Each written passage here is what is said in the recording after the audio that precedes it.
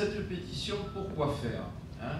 C'est pas un acte magique où à chaque signature, voilà, il va y avoir des jours en moins où globalement, quand on aura fini, on va libérer immédiatement le président Laurent Gbagbo. On aimerait bien, mais ça ne marche pas comme ça.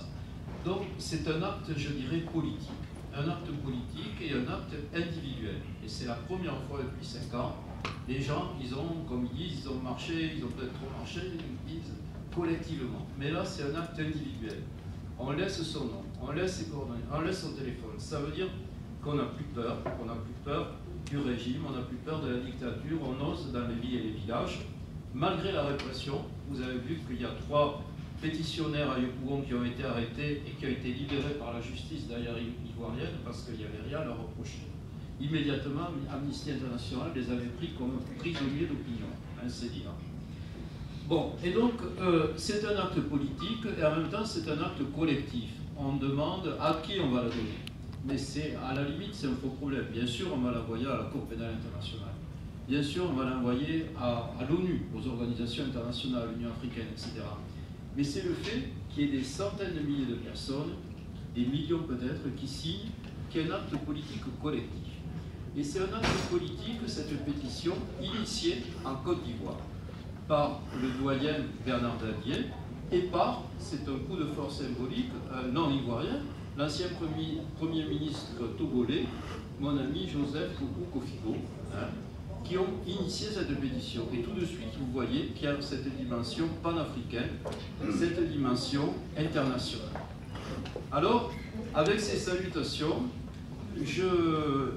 que je vous adresse de la part d'Alphonse Douati, coordinateur ivoirien et international de la pétition. Il m'a donné une indication, hein, où il y a le chiffre de dizaines de millions de personnes qui étaient il veut, hein, mais en fait il y a déjà 300 000 signatures, c'est ça l'information, 300 000 signatures en Côte d'Ivoire. Et ça fait beaucoup de monde. Et moi, je me souviens, en 2010, il y a initié une pétition qui a touché quelques milliers de personnes contre l'intervention militaire en Côte d'Ivoire. C'est pas facile de gérer des milliers de signatures. Quand on arrive à 300 000, ça suppose une organisation, une équipe, un travail continu. Et l'autre information qu'il m'a donnée tout à l'heure, c'est que cette pétition, ça va durer quelques mois, peut-être 2 ou 3 mois, en tout cas avant la fin de l'année. C'est une pétition, je l'ai dit, panafricaine. On signe dans tous les pays, dans des pays frères, si je peux dire, comme le Cameroun ou le Sénégal, ou le Burkina dont je reviens, où il y a 3 personnalités qui, d'emblée, ont voulu signer, comme par exemple le chanteur Smoké, qui a eu un rôle très important dans l'insurrection contre Blaise Compaoré, ou bien Béné Sankara, qui sont en lien de parenté avec l'ancien président et l'héritier du mouvement sankariste, ou bien Maître Alidou Ouedraogo, que j'ai rencontré donc à Ouagadougou. Et donc, c'est un exemple, parce que j'étais partie prenante d'un pays proche de la Côte d'Ivoire, où les gens, non seulement le peuple, mais les grands notables, y compris ceux qui sont proches du régime, quel que soit leur rôle officiel, sont volontaires pour signer cette pétition. Et c'est une pétition transcontinentale, puisque nous sommes là, et au-delà de la diaspora, je l'ai vu sur le terrain encore dimanche dernier dans 3 endroits de Paris, des Français signent. Hein. Alors c'est vrai que j'ai fait une sociologie sommaire des signatures, il y a beaucoup d'Ivoiriens, il y a beaucoup d'Africains, il y a beaucoup de Nord-Africains, et il y a des Français. Et il faut aller dans ce sens-là, je pense que c'est une des raisons évidentes de ma nomination, avec des co-signatures avec certains partis politiques, peut-être le PCF ou les partis de gauche, des syndicats, comme par exemple le SNESU pour les professeurs d'université ou l'UNEF pour les syndicats étudiants. Donc, des alliances, hein, on s'assoit, on discute, on passe des alliances, c'est ça la définition de Laurent Gbagbo aussi de la politique. Et donc, c'est comme ça qu'on aura non seulement des dizaines de milliers, centaines de milliers de signatures, mais qu'on fera œuvre pédagogique et politique, parce que des gens, soit ne savent pas la situation en Côte d'Ivoire, en ce qui concerne les Français, soit ont été complètement aliénés par la propagande d'années depuis 2002 et peut-être même depuis 2000, sur la situation ivoirienne et sur la situation de Laurent Gbagbo. Donc voilà, c'est pour vous donner un peu cette dimension politique internationale, la pétition que nous représentons ici. Et la dernière information, c'est que nous faisons l'école, puisqu'il y a une pétition ce week-end qui est signée, qui va être lancée sur le site change.org pour Simone Gbagbo, et une autre aussi ce week-end pour Charles Blé Goudé, sur cette situation. C'est des pétitions à signature internet uniquement, différentes de la citation des signatures sur papier que nous envisageons pour compléter le site que vous connaissez tous, www.gbagbo.com, où nous avons tous commencé à signer de longue date. Voilà, merci de m'avoir donné la parole pour cette introduction et merci de votre attention. Tout spécialement, au nom des amis de Laurent Gbagbo, de tous ceux qui le connaissent ou qui ne le connaissent pas, lui dire merci d'être là.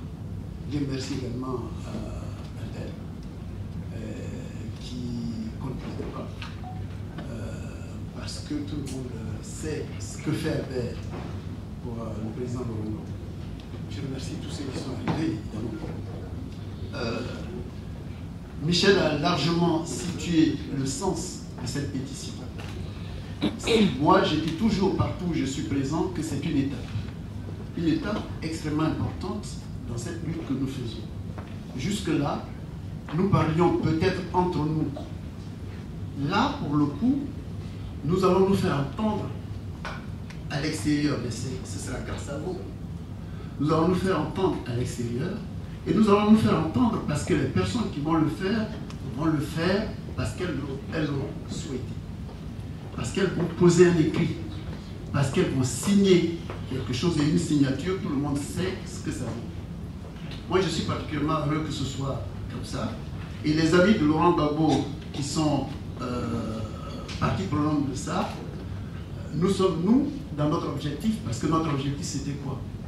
Un de nos objectifs, c'était agir pour la libération du président de la République. Eh bien, nous sommes dans l'action. C'est une des actions. Parce que Laurent Gbagbo est un homme si je le dis, j'enfonce les portes ouvertes. Mais Laurent Gbagbo, c'est la démocratie même, en Côte d'Ivoire et en Afrique. Et il a toujours lutté par des moyens démocratiques. Mais ce qu'il demande là, il ne fait pas partie de ceux qui forcent les gens à faire. Et cette pétition, elle a aussi ce sens-là, parce que les gens vont le faire de façon libre. Michel l'a dit, de façon individuelle. Et nous attendons que vous soyez, vous qui êtes présents aujourd'hui ici, les ambassadeurs auprès des personnes qui doivent signer cette pétition. Parce que si vous êtes venus, et je sais que vous l'avez déjà signée ou que vous allez la signer, mais ce qu'on attend de vous, c'est que vous soyez les relais dans le peuple français, notamment, que vous soyez les relais de cette belle idée où les gens s'associent au combat de Laurent Gbagbo et demandent à ce qu'il soit libre. Parce qu'encore une fois, il n'a rien à faire à la haine. Quand ton heure n'a pas sonné, Dieu met toujours quelqu'un ou quelque chose sur ton chemin. Quand j'étais au lycée moderne de Capiola, j'étais tombé amoureux fou d'une jeune fille qui s'appelle Salimata. Et puis après, on se perd de vue. J'arrive à l'aéroport, je vois Salimata qui va en Guinée. Et puis elle me dit, Joël, je dis Sali, il dit oui. On commence à sympathiser. Elle dit, tu vas où? Je dis, je m'en vais à Abidjan. Là, tu vas pour ta tombe. J'ai lu tout ce que tu fais. J'ai dit, ah bon? Et puis mon téléphone sonne. J'ai un ami qui est capitaine à la police ivoirienne. Et tiens, tu es où? Il dit, je suis à l'aéroport. Il dit, quel port? Et je suis à Roissy. Il dit, cher frère, je fais partie de ceux qu'on a délégués pour venir te prendre à l'aéroport. Je te demande pardon. Si ton billet, tu l'as acheté même à 10 000 €, fais un effort pour ne pas descendre à Abidjan. Je dis, mais cette histoire, ça devient sérieux. Il dit, toi, tu es qui? Et puis tu annonces que tu vas faire Catiola, tu vas faire Dipro. Avec la situation actuelle, il faut rester là. C'est comme ça que j'annule mon voyage à l'aéroport. Comment voulez-vous qu'un pouvoir qui demande à tous ses frères ou machins de rentrer, quand il y en a qui s'apprêtent à rentrer, on prend des dispositions pour les arrêter? c'est pas possible. C'est vrai, je ne suis pas militant du FPI. Mais le FPI, je ne suis pas contre le FPI. Seulement, ce que je déplore, au moment où j'avais reçu l'invitation, je m'apprêtais à venir, on me lance encore une autre invitation d'être à Trocadéro. Aujourd'hui, au même moment, si nous voulons que notre combat aboutisse, on fasse un effort pour que nous convergions nos efforts pour que les gens d'ici nous respectent un peu.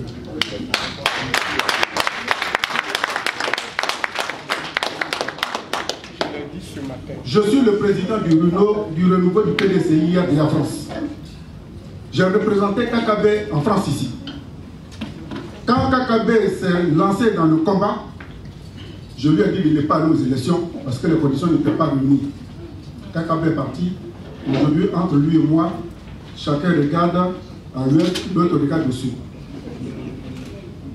Je ne peux pas m'asseoir avec M. Ouattara ou Sesbi pour parler de quoi que ce soit tant qu'il ne laisse pas tomber cette haine qu'ils ont et que je n'arrêterai jamais de critiquer.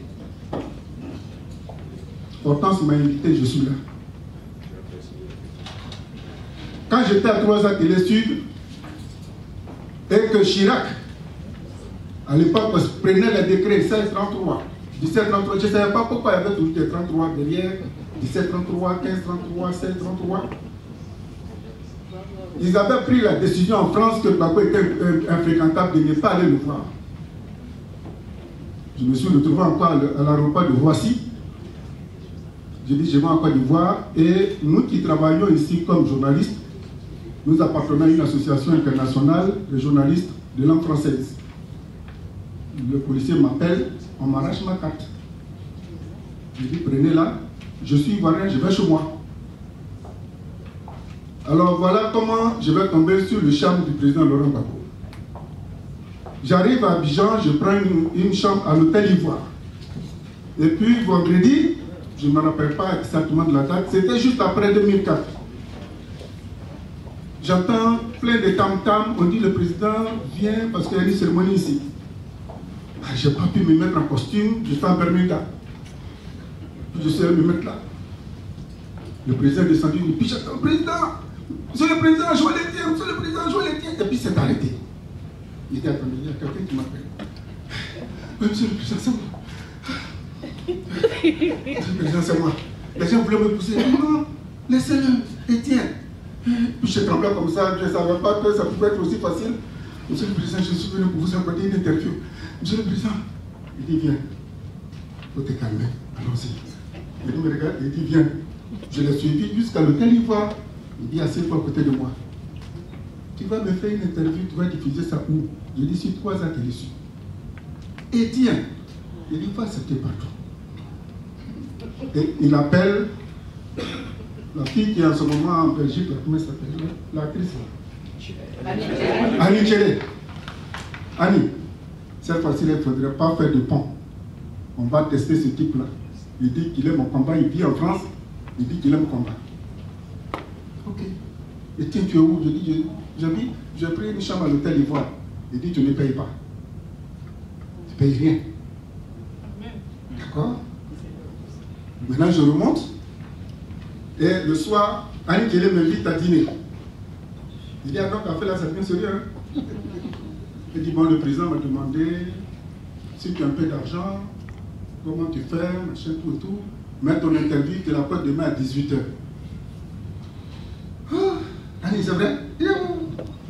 Donc, je cherche mon réalisateur qui s'appelle Cissé Image. Il dit, Cissé, le président veut nous rencontrer.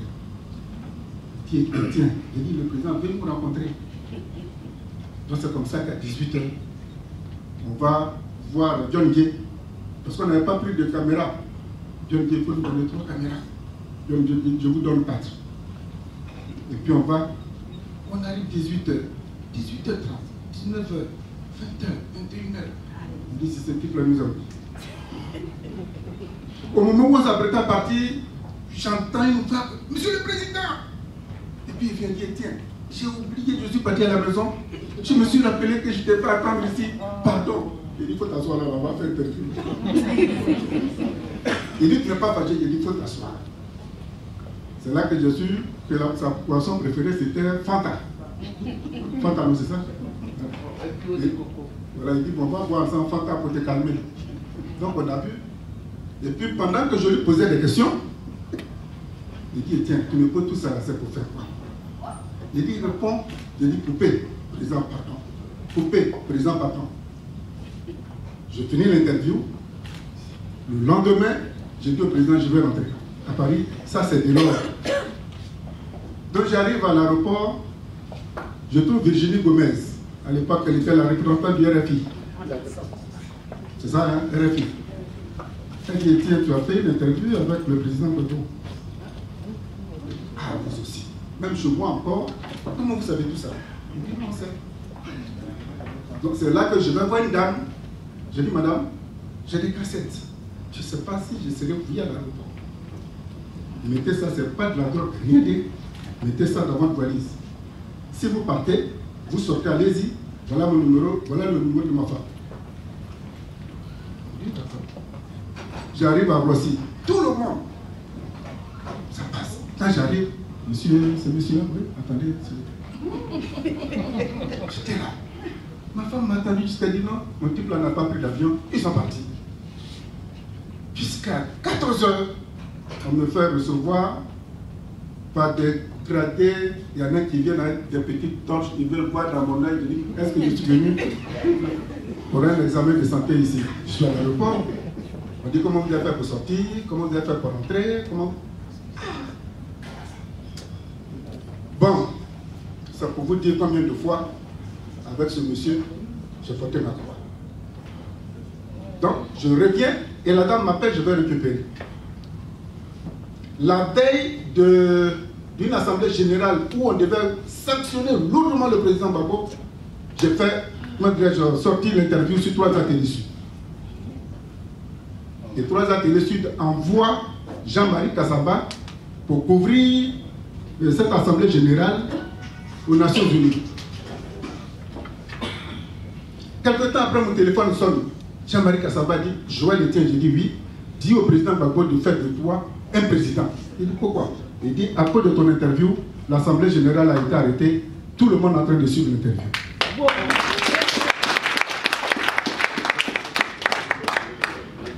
J'ai dit, aïe. Quelque temps après, on dit la Chine vote non, l'Angola vote non, ceci vote non. Le lendemain, à 4 h, je dis à ma femme, ça, si on ne vient pas me chercher, c'est que c'est vrai. J'aurais mangé tous les œufs. À 4 h du matin, 12 policiers. Police! Je dis, je vous attendais, je ne fais pas la peine. Je dis, je vous attendais. Ouais, je ne dors pas. Hein? Elle dit, mais pourquoi? Je dis, il y a quelque chose qui s'est passé sur 3A Télé Sud. Je sais que vous allez venir me chercher. Donc on prend tous mes ordinateurs et puis on m'embarque. Donc je dis à ma femme, appelle le numéro de Constant Nemalé, dans lequel il faut informer les médias que je suis arrêté. Jusqu'à 4 h du matin, on me laisse vers 16 h. Et entre-temps, c'était en boucle. En boucle. En boucle. Et puis je retourne. Non, je dormais. Et puis mon téléphone sonne encore très tard. C'est là que j'ai su que quand vous avez le téléphone et que ça sonne, on vous dit, c'est M. Joël Etienne, gardez l'écoute, c'est qu'il y a quelqu'un derrière. Donc mon téléphone sonne, je prends. Oui, c'est Joël Etienne. Oui, donc gardez l'écoute. Et puis moi j'attends. Etienne, paraît-il qu'on t'a menacé là-bas, hein? Je t'ai pas dit qu'en fait la suite du fait, tu vas tomber dedans. Il dit, mais c'est qui? Il dit, demain à 11 h, on a fait ta réservation, viens à Abidjan, c'est Gbagbo Laurent. Au moment où je me réveille, il a arrêté, il dit, est-ce que je suis sûr que le président m'a donné là? Elle dit, mais pas à l'aéroport, si tu arrives quand ton nom n'est pas là-bas, tu vas voir. J'arrive à l'aéroport, mon nom est là. J'ai dit, ah, donc en fait, c'est sérieux, hein? Donc j'arrive à Abidjan.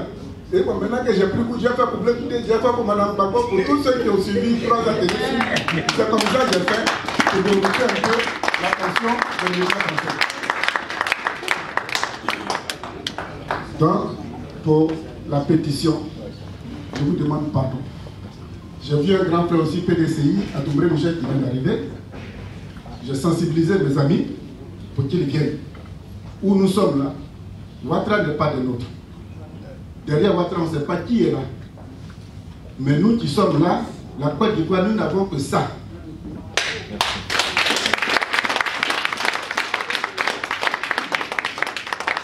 Nous n'avons que ça, la Côte d'Ivoire. Et aujourd'hui, Laurent Gbagbo sortant au RPI, c'est vous seuls que nous attendons parce que pour le moment, vous n'êtes pas encore atteint par la corruption de Ouattara. Mettons pour que nous ayons la force de le chasser, même si c'est 15, 30, 40 ans, le PDC n'existe plus, chers parents. RHDP, c'est du vent, c'est des coquilles vides, ils prennent pour se promener. C'est vous seulement que votre président vous a formé. On vous suit. Pour refuser l'inacceptable, il faut que Laurent soit libéré. Il n'a rien fait. J'ai écouté avec beaucoup de plaisir l'autre jour. Je crois que c'était l'émission du professeur Michel Dali. C'était une clarté quasiment de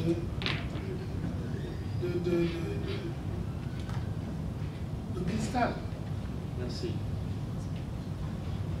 Il n'y a pas de doute qu'on a arrêté quelqu'un uniquement parce qu'il défendait les intérêts de la Côte d'Ivoire,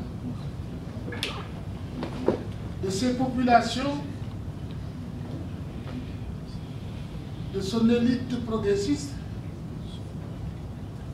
pour mettre un terme à un système qui prévalait là-bas qu'on n'a jamais pour nous au Sénégal.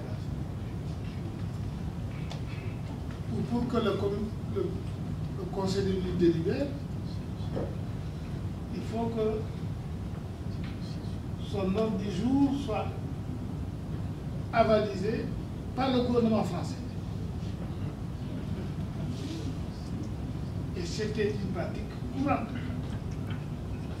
Gbagbo a mis fin à ça.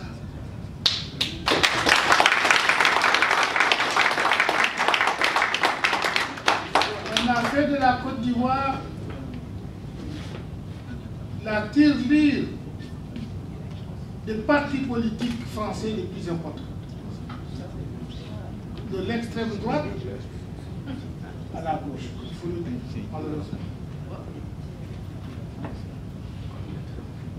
Gbagbo a estimé que c'était trop, il faut y mettre fin. Quoi de plus logique quand on parle d'indépendance et de souveraineté? Gbagbo a dit, selon les recommandations de la Banque mondiale, des FMI, tout le texte était truffé de la nécessité de passer les marchés en compétition. Il a dit, sur la base d'une évaluation très précise, les deux ponts d'Abidjan, j'en ai parlé avec lui, Albert Renard, à table. Il a dit, eh bien, tout ce qu'on nous demande, l'État compétent. Il recourt au service de défense des Chinois sur la base d'une comparaison objective. Les Chinois ont construit ces ponts à des coûts qui défient toute concurrence, avec des paramètres techniques supérieurs et dans des délais plus rapides. Ça a été évidemment une chose que M. Chirac ne pouvait pas accepter. On a même que tout cela arrive pour lui, dès le départ, à partir du moment où il s'est rendu compte que le FPI et surtout que l'homme lige ne pouvait pas gagner face au FPI, il faut barrer là. Il n'y a plus d'autre solution pour la solution militaire. Ils ont soutenu toutes les tentatives de coup d'État comment ça s'appelle? Ils étaient derrière toutes les tentatives de coup d'État. Jusqu'au dernier, dont il était le bras, dont les Soro étaient les bras armés par la France. Ils ont fait jouer évidemment la clause non écrite, secrète, entre les puissants de l'OTAN. En cas de conflit dans un pays anciennement colonisé, la nation, l'État, l'État colonisateur a voix préponderante. Tout le monde doit faire la solidarité, comme des moutons. C'est comme ça qu'ils ont entraîné, évidemment, l'Amérique dans cette galère. L'Amérique qui, évidemment, était redevable dans la France de secours militaires en Afghanistan et en Irak. Ils se sont alliés. Alors, tout ça pourquoi? C'est exactement les motifs qui ont conduit à l'assassinat de Lumumba, au coup d'État contre Nkrumah.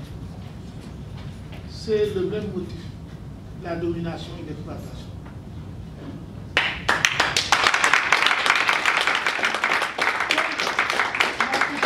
La pétition, nous devons la signer tous. Et je vous remercie tous, mes frères de Côte d'Ivoire. Votre capacité de résistance constante, soutenue, inflexible, depuis que les événements ont commencé. À Paris, en tout cas, puisque je passe plus souvent ici. Et je sais que c'est ce qui se passe en Côte d'Ivoire. Le FPI est debout, et tous ceux qui militent pour la liberté et la démocratie sont avec nous. On avait trompé beaucoup de gens en parlant de choses extraordinaires. Eh bien, je signerai cette pétition pour que Gbagbo soit libre le plus rapidement possible.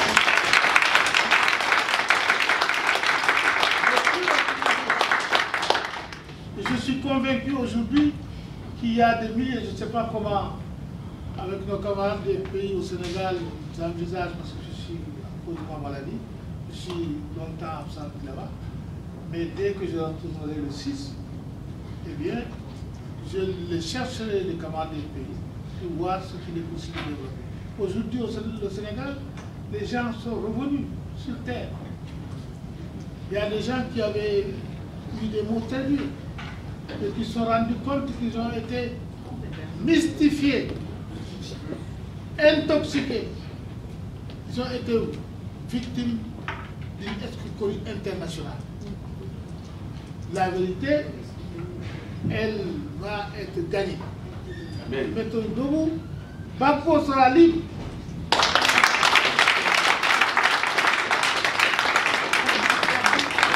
Complot qui a été mené par comment dirais-je, par la France officielle, par le gouvernement français, à partir de 2001.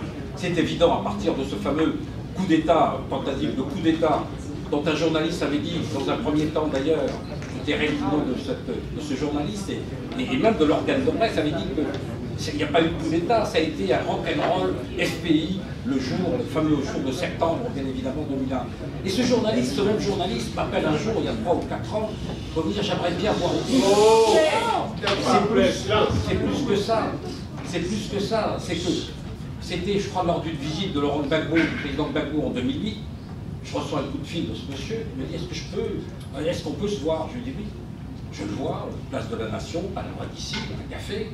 Il me dit, j'ai écrit ça, je me suis trompé, et j'ai été berné, j'ai été manipulé, un beau jour, je le dirai. Et dans la logique de ce qu'il affirmait, il me demande à rencontrer le président Gbagbo. Je lui dis on y va. Le président Gbagbo était dans un hôtel lors de sa visite, une des dernières visites ici, officielle. Et puis, il a dit voilà, j'ai été embrouillé. En réalité, ce n'était qu'un élément du complot. Et le complot a commencé, non pas simplement après l'élection, la prétendue élection présidentielle, mais le complot a commencé dès son accession au pouvoir.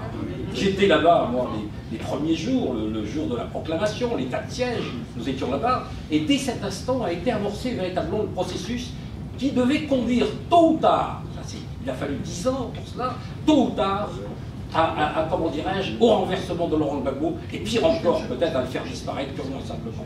Je crois que nous sommes aujourd'hui arrivés à un point important de le dire, où non seulement nous, ici présents, les Ivoiriens, la majorité des Ivoiriens qui se proclament pro-Gbagbo, et qui parfois ont peur même de se proclamer pro-Gbagbo, et qui le sont.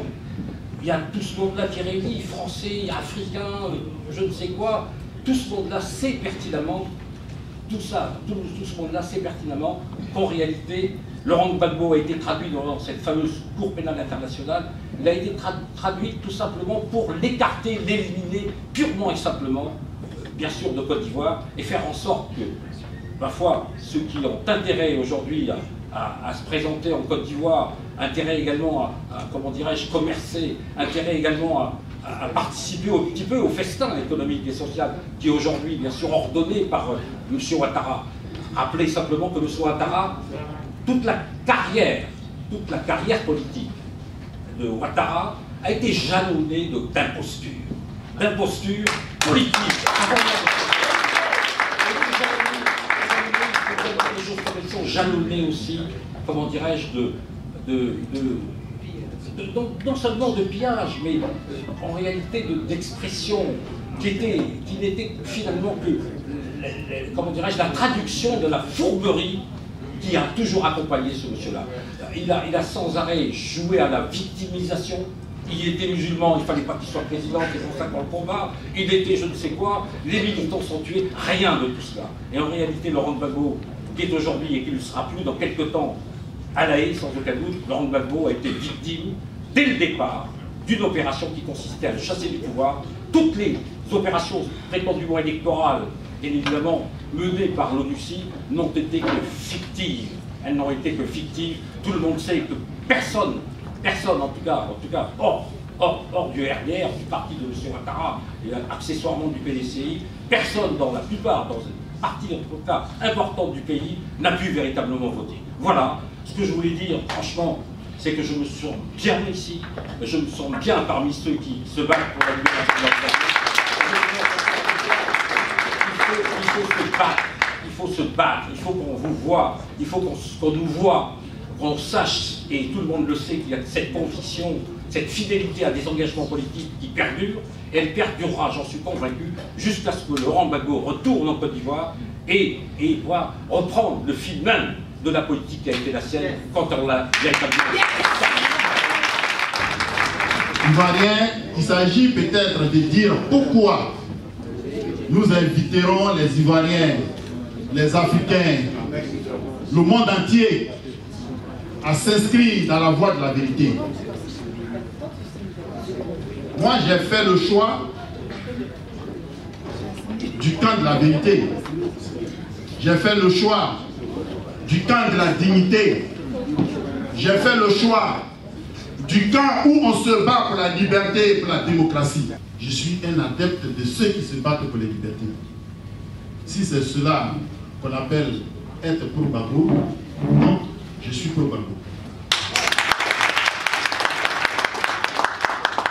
J'ai demandé à tous mes amis avec lesquels nous travaillons au NPR, Nouveau Parti pour le Rassemblement, de venir signer cette pétition nécessaire pour la libération de notre président.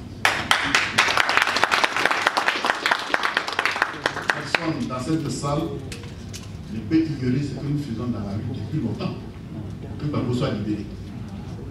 Donc, nous continuons de nous inscrire dans cette voie-là, devant obligatoirement entraîner imminemment la libération du président Laurent Gbagbo. J'invite tous les Ivoiriens à le faire. J'invite tous les partis politiques à le faire. J'invite tous les Africains à le faire, tous les Européens. Il faut que cette pétition soit une pression sur la Cour pénale internationale, cette Cour impérialiste. Je voudrais vous remercier. Signer cette pétition, c'est s'engager au profit de la réconciliation en Côte d'Ivoire. Signer cette pétition, c'est s'engager au profit de la justice.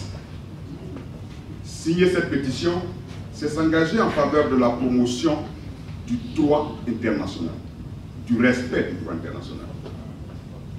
Mais c'est en fin de compte, pour toutes les personnes de la société civile, s'engager en faveur d'un partenariat d'égal à égal entre les nations, fondé sur le respect réciproque et le respect mutuel entre les différentes nations. C'est ce qui explique ici notre présence à la signature de cette pétition. Mais nous sommes là parce que nous estimons qu'aujourd'hui, la lutte doit faire l'économie de nos divisions et de nos recherches de leadership. L'AIRD est un parti politique qui fait partie du comité mis en place à Abidjan et qui a piloté auprès de Bernard Dadier et des autres l'opération de signature de cette pétition.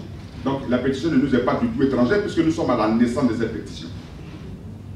Mais l'affaire à l'initiative d'un parti frère que le pays traduit pour nous un élément de cohésion et de rassemblement et de mobilisation de nos ressources ensemble pour que nous puissions aller de l'avant dans la mesure où nous n'existerons que lorsque tous ensemble nous pourrons exister.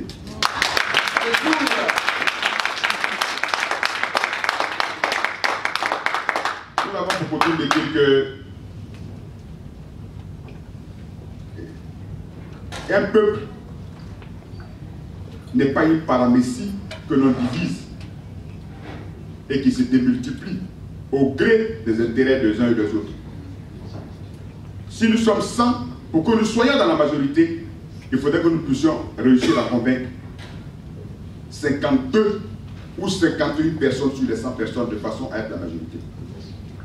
Mais si nous sommes 51 à penser la même chose et à le penser différemment dans les chapelles différentes et à nous opposer les uns aux autres, les autres seront 49, nous serons 51, répartis en plusieurs morceaux et nous nous avec ça. Voilà. Merci.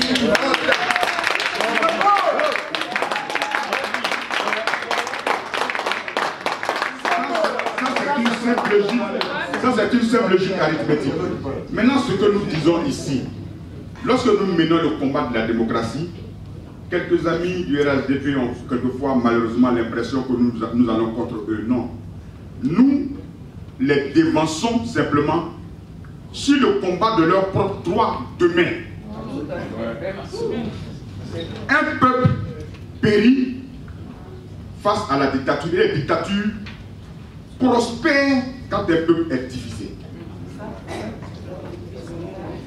Lorsque vous prenez n'importe quel peuple, je ne peux pas prendre l'exemple de la Côte d'Ivoire pour ne pas donner l'impression d'indexer quelqu'un. Vous prenez n'importe quelle entité, un ensemble donné, et qu'à l'intérieur de cet ensemble, vous réussissez à faire en sorte que vous engagez le combat ethnique, la réflexion, la créativité et la productivité n'existent plus, il n'existe que les clivages ethniques. Tant qu'un dictateur peut s'appuyer sur les clivages ethniques, les autres n'ont pas le temps d'entendre ses fautes ni de voir ses erreurs. Et ils vont rester enfermés et exploités eux-mêmes par cette dictature-là. Et on leur donnera l'impression que si ça change demain, ils sont tous des hommes morts. Non. Il faudrait que nous, aujourd'hui, en tant qu'hommes de gauche, incarnant ces valeurs de partage et de solidarité, nous puissions dire à tous nos frères du Nord que si demain, il y a une alternance démocratique en Côte d'Ivoire, ils seront mieux et ils verront un mieux-être et un meilleur. Les dictateurs enferment leurs partisans dans une logique. Oh, Yéman. Il est perdu. Les dictateurs enferment toujours dans leurs partisans dans la peur pour leur dire si je ne suis plus là, alors c'est la catastrophe. Tout dictateur qui estime que s'il n'est pas là, c'est la catastrophe, c'est que c'est un mauvais dirigeant parce qu'il n'a pas pu préparer l'avenir. Et la plupart des chefs d'État africains aujourd'hui font de la peur pour amener leur population à s'accrocher au pouvoir, au point qu'il y en a qui ont 80 ans, il y en a qui ont 90 ans, il y en a qui ont plus de 20 ans, 30 ans, 40 ans de pouvoir et qui seulement agitent le chiffon rouge de la peur face à leur peuple. Je suis là aussi, ça me paraît une vérité de la palisse, parce que j'ai servi sous les ordres de Laurent Gbagbo sans être un homme du FPI. Si je n'étais pas en accord avec ce qu'il pense et ce qu'il dit, j'aurais dû le lui dire ou démissionner. Donc, je suis aussi co-responsable de ce qui s'est passé en Côte d'Ivoire. Et je voudrais peut-être vous demander pardon à vous tous qui êtes aujourd'hui en exil, parce que c'est peut-être la gestion à laquelle j'ai participé qui vous a mis sur le coup de l'exil. Mais ça, c'est le rétroviseur. Nous ne jetons seulement un bref regard dans le rétroviseur et regardons droit devant nous pour conduire. Un homme politique ne conduit pas le regard arrivé sur le rétroviseur pour gérer la haine et gérer la rancœur et la rancune. Nous devrons nous dire aujourd'hui que la Côte d'Ivoire de demain se pense, la Côte d'Ivoire de demain se bâtit, la Côte d'Ivoire de demain se construit et s'idéalise. C'est pour cela que je suis là et je voudrais vraiment vous dire merci pour cette initiative et toutes les autres initiatives qui viendront, nous serons toujours présents à ces initiatives. Je voudrais terminer par une seule remarque. Un grand homme politique français a dit récemment l'histoire de l'élection. Je citerai son nom, c'est le conseiller Afrique qui a fait une sortie remarquable dans le journal Le Monde. Pour certains, c'était un peu de baume au cœur parce que cela restituait la vérité de savoir que les élections en Côte d'Ivoire n'ont pas été ce que l'on voudrait qu'elles aient été. Mais ça m'a fait de la peine parce que ça veut dire que nous là, on ne nous dit la vérité que lorsque les intérêts des autres sont déjà satisfaits et qu'il est trop tard pour que notre vérité nous profite à nous. Quand on est conseiller Afrique et qu'on avait la possibilité de parler qu'on n'a pas parlé en ce moment pour se taire. Pour nous permettre à nous de nous rassembler et de reconstruire la Côte d'Ivoire de demain à laquelle Laurent Gbagbo nous invite et à laquelle nous aussi nous vous invitons. Je vous remercie. L'heure n'est plus au grand discours. Je pense qu'aujourd'hui, ce n'est pas le moment d'émotion, des additifs et aussi beaucoup d'autres choses en réunion comme habituellement on le fait. Mais nous sommes là pour signer. Le COJEP est prêt à signer la pétition initiée par les camarades du FPI et nous les remercions. Dans la semaine même, nous étions à La Haye pour rendre visite à notre patron, à notre père, à notre leader, le premier que nous connaissons, Laurent Gbagbo. Et par là, nous avons vu aussi son fils, notre chef, Blé Goudé, donc il se porte très bien.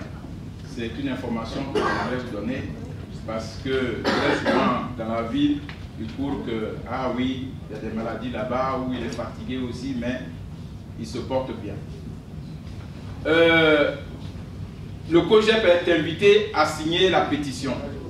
Et le COJEP est d'accord et vous invite tous à signer cette pétition. Mais nous n'allons pas nous arrêter qu'à nos partis. Je dirais simplement que nous tous qui sommes ici, nous fréquentons des milieux, nous fréquentons des églises, nous fréquentons des associations. Il ne faudrait pas que nous soyons dans un noyau à signer cela. Je le dis parce qu'aujourd'hui même, comme je suis le responsable d'une église, je suis chef apôtre de l'église Aris de France, j'ai posé le problème à mon église, à toute l'assemblée. Ils ont dit, mais chef apôtre, nous, on a écouté comme ça, on a informé qu'il faut signer ça par internet, sur nos portables, on a eu à signer. De quoi encore tu nous parles? J'ai dit non, il y a le lancement officiel. Et j'attire un peu l'attention de nos camarades du FPI pour le travail à faire. Le travail à faire. Et mon église m'a dit de venir avec des feuillets qu'eux ils peuvent signer. Il y a au moins 80 ou 150 personnes qui peuvent signer. Et donc, j'espère que j'aurai ces feuilles-là. Donc, comme j'ai dit, l'heure n'est pas au discours. Je suis venu pour signer au nom du COJEP et tous les membres du COJEP vont signer cette pétition-là.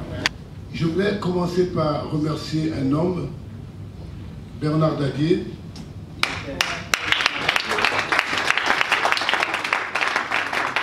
qui fut un père pour moi depuis l'âge de 7 ans et qui a continué. Et pendant ces 10 dernières années en Côte d'Ivoire, je l'ai toujours eu à côté de moi, ou 3-4 fois par semaine, où je suis chez lui, il est au Palais de la Culture. Et le président Laurent Gbagbo a décidé de donner son nom au Palais de la Culture parce qu'on a la salle 4000 places. On lui a donné le nom de Bernard Dadier. Il a dit c'est pas assez. On va appeler le Palais de la Culture Bernard Dadier. Ce qui a été fait. Et nous avons fait une grande fête, mis la plaque, et le ministre Bosaï était là. C'était une très grande fête. Et quand le 11 avril 2011, c'est ça? Oui. 2011 est arrivé, j'ai du mal à me souvenir de cette date. Elle n'est pas très belle. Et ben, ils ont débaptisé la salle, le Palais de la Culture, ils ont arraché toutes les plaques. Et tout récemment, lorsque Bernard Dadier a eu 100 ans, et que le monde entier s'est tourné vers la Côte d'Ivoire pour avoir servi la langue française, comme il l'a fait si bien, l'UNESCO était là, alors, monsieur qui s'est toujours tout récupéré, a décidé que le palais va désormais s'appeler Palais de la Culture Bernard Dadier. Donc, qu'on le sache, c'est pas seulement maintenant, hein, c'est pas devant ce cinéma qu'on a vu que le palais s'appelait Bernard Dadier, hein. Il a été Bernard Dadier grâce à monsieur le président Laurent Gbagbo. Nous repositionnons chaque jour, quand on peut rectifier les choses, faisons-le. Et je dis cela parce que Bernard Dadier a écrit beaucoup de pièces de théâtre. J'ai eu la chance d'en jouer beaucoup. Il y a une qui m'a marqué aussi, qui s'appelait Monsieur Togoini. Et dans cette pièce, il me faisait dire ceci, toujours prisonnier, enchaîné, toujours enchaîné. Et le personnage disait ceci au président de la cour: oui, monsieur le président, oui, monsieur le président, encore de nouveau, encore le président, de nouveau encore convoqué, de nouveau encore occupé, monsieur le président. Je crois que j'aurais mieux fait de naître en prison, comme ça on m'aurait jeté dehors.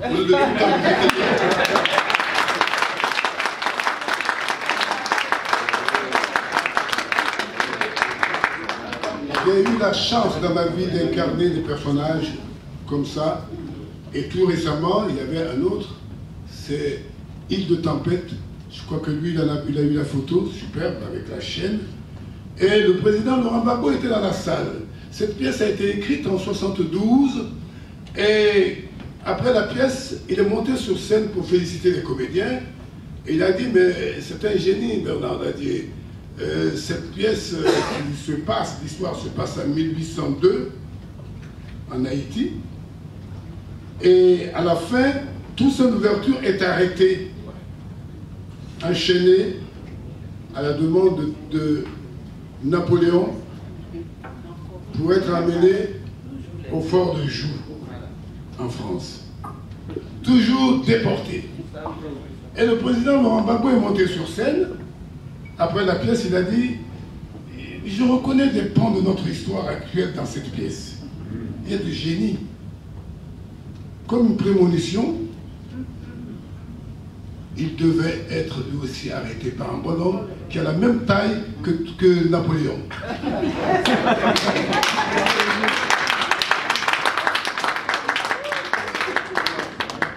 Un certain Sarkozy. Et oui, il était sous les bombes de son char. C'est pas grave. On continue. Sans rancune. Nous ne savons pas ce que fait la rancune. Et la force que nous pouvons avoir, tous ceux qui sont aujourd'hui dehors et qui sont hors de la Côte d'Ivoire, qui sont d'une certaine manière en prison. C'est une prison à ciel ouvert. Et aujourd'hui, ils ont un mot provisoire. C'est ça, hein? Ministre provisoire ou temporaire? Temporaire. Donc, prisonnier temporaire, il y en a, voilà un devant vous. C'est-à-dire que si j'étais en Côte d'Ivoire aujourd'hui, je suis en prison. 20 ans de prison. Pour vraiment pour ce qu'on peut imaginer. La justice française a dit son cas ne relève même pas de poursuite pénale. Pendant que dans mon pays, dans mon autre pays, je suis prisonnier. Et dans ce pays, dans cet autre pays que je respire, mais je souffre pour des centaines de gens qui sont encore en prison et qu'on continue à arrêter et qu'on guette. Et on m'a parlé de réconciliation. Je vais parler pour certains qui sont ici, qui ont dit « Ah, c'est Sidiki Bakaba, c'est un traître, parce qu'il accompagnait les gens, il est parti à Cannes. » Qu'est-ce qu'ils ont compris? Qu'est-ce qu'ils n'ont pas compris? Ils n'ont pas vu, le symbole du président, du premier président noir sud-africain. Ils ne l'ont pas vu. Ceux qui l'ont torturé, ils ont attendu la main pour arriver là où il est arrivé. Et quand on m'a dit de les accompagner, j'ai entendu dire réconciliation, réconciliation. Depuis 2 ans, j'étais enfermé à me soigner. Et je continue d'ailleurs. Et je dis, bon, le président demande que vous les accompagniez à Cannes. La seule grande erreur que j'ai pu faire dans cette situation, c'est que je n'ai pas vu le film avant de partir. C'est pas grave, j'ai accompagné pour rendre hommage à Désiré Carré, paix à son âme, qui avait fait Visage de femme, le film qui a eu le prix, le premier prix par un pays d'Afrique noire, à Cannes, qui s'appelait Visage de femme. C'est Désiré Carré qui l'avait fait. Et pour lui rendre hommage, j'étais le seul survivant de cette aventure et je me suis rendu donc à Cannes. Il y a eu ça pour la Côte d'Ivoire, pour mon pays, et en espérant que cette histoire de réconciliation était une vérité. Mais en fait, c'était de la félonie, c'était du prix. Je suis allé, j'ai très bien compris. Quand j'ai vu ce film, je me suis dit, voilà un film qui a été financé à gros budget pour pouvoir extrader mon fils Blé Goudé. Et parce que le jugement de mon frère, de mon grand frère commençait. Et le film, tout était là. Les patriotes avaient des t-shirts où il y a marqué « Vive l'ivoirité, abat les étrangers ». Oh mon Dieu. J'ai vu ça et j'ai souffert. J'étais assis dans la salle et que le président du jury du festival est venu après. Il m'a dit « Yako ». Un Sénégalais. Il m'a dit Yako. Il a dit vraiment en langue ivoirienne, il a dit Yako. Et le Camerounais a dit quelle honte pour l'Afrique. Voilà. Aujourd'hui, je suis là et je dis que les gens qu'on comprenne bien ce que ça veut dire. Le ministre l'a dit tout à l'heure. Ceux qui m'ont précédé ont dit la même chose. Je ne suis pas FPI, je ne suis pas PDCI, je ne suis pas RDA, encore moins, Dieu m'en garde. Mais je suis né quand même dans un pays où on disait RDA, RDA, RDA. Je n'entendais que ça quand j'étais petit, jusqu'à l'indépendance. RDA, Rassemblement démocratique africain. C'était toute l'Afrique. Et bon, je n'ai pas accepté même d'être étudiant, d'avoir la carte des étudiants qu'on appelait Messi à l'époque ici. On m'a suspendu ma bourse d'études à cause de ça. Et excusez-moi si parfois j'aime rester dans mes convictions, me convaincre qu'une chose est possible, que la libération de mon grand frère, ça va se faire, et que aussi les prisonniers qui sont cachés, qu'on veut cacher à la face du monde, qu'on dit qu'ils sont libérés, c'est faux. Ils sont encore en prison. Il faut qu'on sache que le symbole est là et que tous doivent retrouver la liberté. Tous doivent être dehors et que nous puissions rentrer et que je n'entre pas et que le petit frère Michel Barois apprend que je suis encore en prison là-bas dans les geôles. Au nom de tous les réfugiés ivoiriens qui sont dans le monde et leurs familles,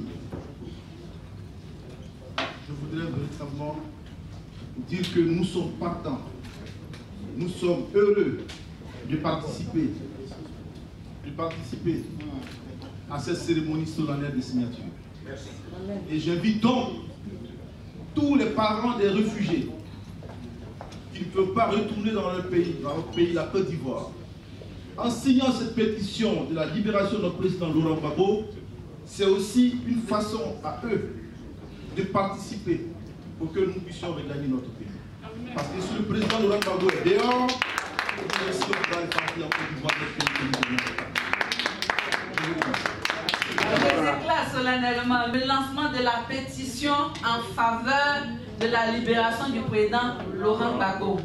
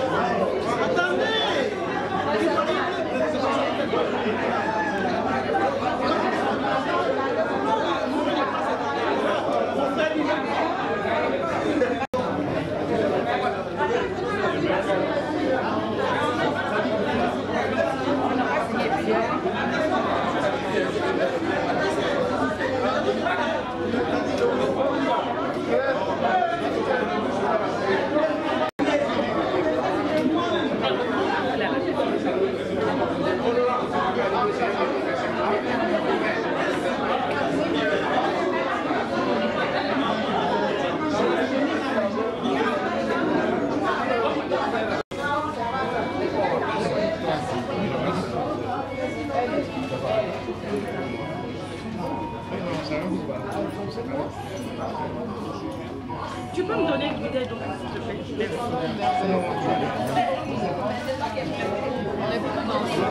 C'est ça, moi je vais rester en Lyon.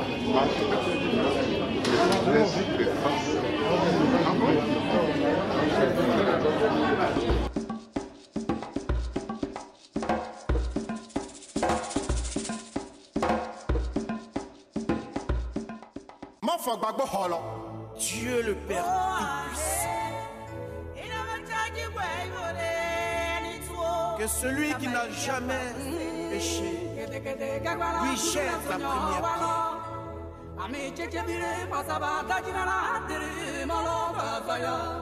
Jesus, le pro.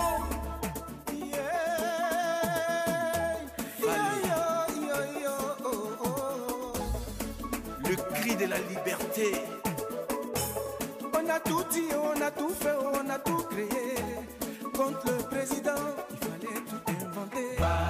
On dit qu'il a détourné tout l'argent de son pays. On dit qu'il a tué les femmes au marché d'Agogo.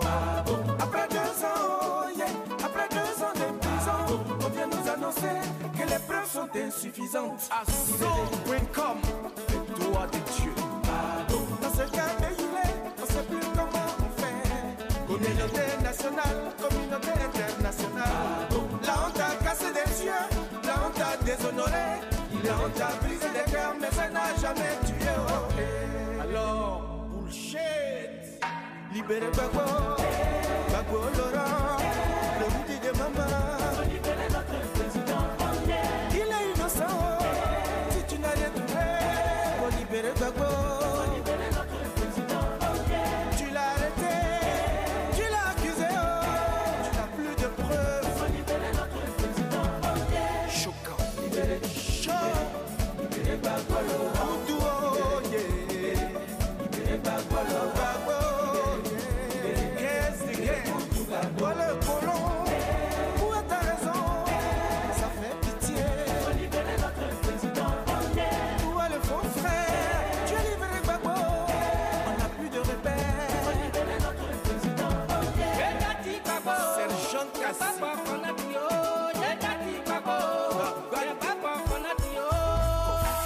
Papa vous a dit qu'il a gagné ses élections. Il vous avait dit, venez on va raconter. Reconter les voix, c'est mieux que sortir le tuyau. Les kids, pour ça vous avez frappé tout le monde. À la place du dialogue, vous avez choisi la guerre.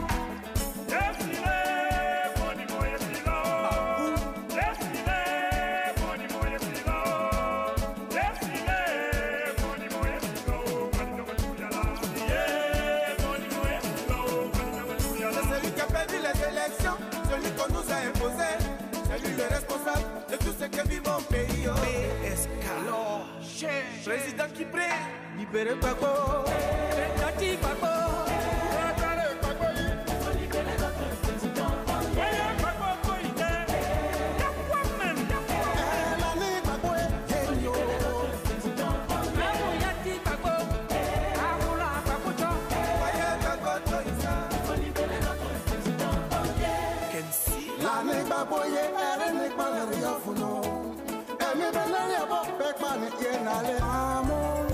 Je n'ai jamais vu ça, jamais vu ça. Aïe, une violet aimer son violet, je n'ai jamais vu. Un peuple adorer son bourreau, je n'ai jamais vu. Stéphane qui prie, je n'ai jamais vu. Oh, yeah. Je n'ai jamais vu. Dictateur aussi aimé, oh. Je n'ai jamais vu ça. Un pays réclamé son tyran. Ce que tu dis de mon président, c'est différent de la vérité. Si tu ne m'entends pas, les va tomber à mon message. Quand tu parles de démocratie, tu parles de Gbagbo Laurent. Si tu parles de réconciliation, tu parles de Gbagbo Laurent. Quand tu parles de tolérance, tu parles de Laurent Gbagbo. Si tu parles de gouvernance, tu parles de Boudou Gbagbo. Bichard, libérez Gbagbo. Africa, où es-tu, où es-tu? Tes enfants sont enlevés. Africa, ma amotason. Si tu tiens, me tiens, toi-même tu sais qu'il n'a rien fait. Mon frère Gbagbo Holao.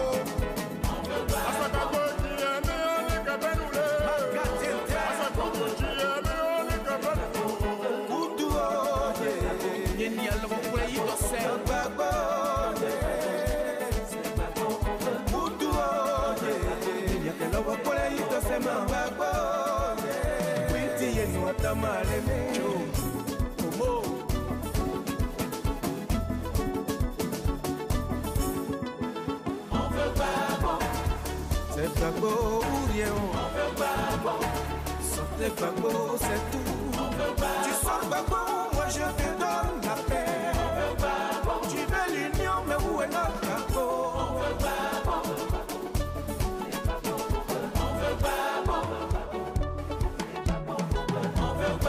Réconciliation, c'est pas sans Gbagbo.